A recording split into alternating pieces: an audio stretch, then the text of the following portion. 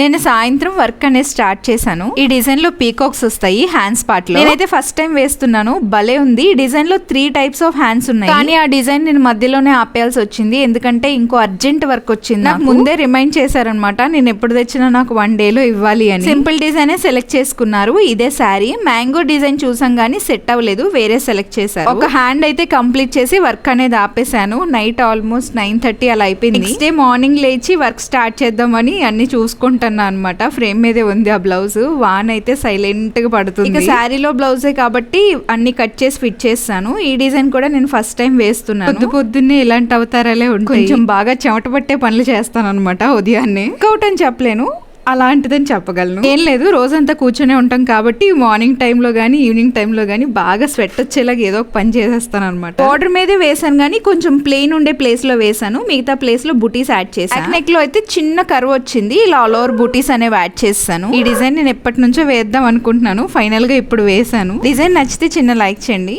మరో షార్ట్ తో మళ్ళీ కలుసుకుందాం. బాయ్.